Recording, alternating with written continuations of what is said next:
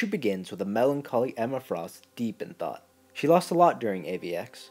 Not only are her powers on the fritz, but her relationship with Scott came to a dramatic end. And though she is angry at Scott and at Tony Stark, above all else she blames herself. But the question remains, why should she remain at the new Charles Xavier School with all that has happened? The simple answer that both Scott and Emma agree on is that it's for the sake of the children. No matter what has happened, Emma remains an excellent teacher, and no doubt she will be an invaluable asset to the extremely raw recruits. Fabio, Benjamin, Eva, and Christopher are all still coming to terms with not only their powers, but with the idea of being part of a revolutionary group. To help ease their transition into this new life, Scott agrees to escort the new students back home briefly to grab belongings and to say goodbye. The group begins the process with Eva, an Australian. While magic transports everyone, Magneto conspicuously stays behind and passes along the whereabouts of Scott. And so as Eva greets her parents, the touching moment is ruined when the Avengers make a sudden appearance. Will these young, raw X-Men be able to stand toe-to-toe in a fight with the Avengers? So I really don't see the Avengers being too much of a problem. I mean, they could probably escape. Eva can just, time stop, and then they can teleport away. I think this is just a fake cliffhanger ending that, comics really like to put in there. I think maybe they'll see each other and they'll kind of one-word dialogue or something. It'll just be posturing. Captain America on one side, Scott on the other, saying something about... Scott, he'll be like, Scott, you gotta come in. And then Scott's gonna be like, Mutant Revolution. And then take off. What it eventually might lead to is someone realizing that they have a mole. They teleport away to this place and instantly, Avengers right on their asses. Yeah, so I really feel like this is gonna make it more obvious that Magneto's the mole. I mean... I have things to take care of. Let me stay behind while everyone else leaves. And I don't know what Magneto's end plan is, because Scott's not a stupid guy, so he's going to catch on pretty quick. We have the theory that maybe Scott is telling Magneto to act as a double agent. But I don't think that's a possibility anymore. I'm still holding out hope just because, I don't know, I don't want Magneto to be fighting Scott. The bulk of this issue was devoted to Scott and Emma really airing out their feelings and personal... I found it really interesting because I thought when they finally did air out their feelings, it was going to go a completely different way. I thought it would be Emma just being, still upset that he stole her portion of the Phoenix and kind of stabbed her in the back. But really, it was almost the opposite, how she's like, I kind of deserved that because I betrayed him and, Yeah, and not only does she not completely blame Scott, she blames also Tony Stark, and she threw out multiple names. It wasn't just Scott. And herself as well. Yes. And I thought it was funny, the one person she didn't blame at all was Namor. So the guy just gets away with everything, He's already back in the Illuminati.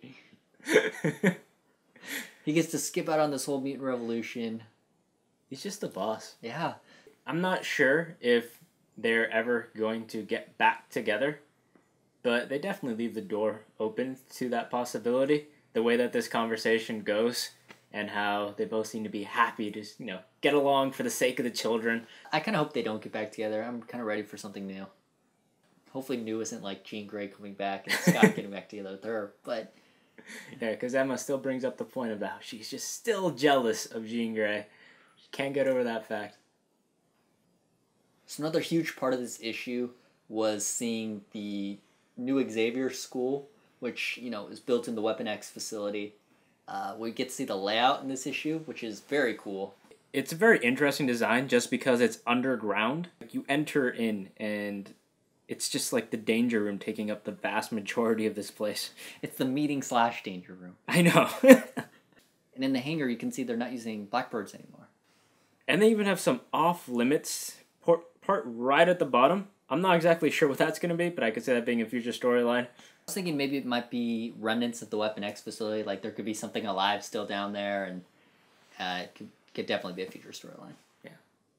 But my biggest problem right now with the new Xavier School is it doesn't really seem to be built on the principles of Charles Xavier, because he wanted mutants and humans to kind of coexist, whereas Scott's revolution seems to be turning more into Magneto's old thing of mutant domination. Though they do bring up a quote, Emma and Scott during their conversation, where they're trying to do what Xavier would. So Scott says, I'm hoping that even though sometimes we hate each other, that we respect each other enough to get past our nonsense and help these kids. And they seem to be focusing on Xavier's message of always helping the kids and not necessarily the message of we need to coexist with humans. But I feel like both of those are major points in Xavier's kind of plans. I think they are, but it seems that they seem to be outwardly really focusing on one part of that message. Another interesting dynamic with this school is, I mean, it looks like they only have 3 or 4 students right now, and just kind of the dynamics are very different. Because Eva basically said, "I want to go visit my mom," and it seemed to be very much a democratic process where they're like, "All right, we'll go to Australia." It's like if someone wants to go get ice cream, at this point it just seems like, yeah, let's go get some ice cream.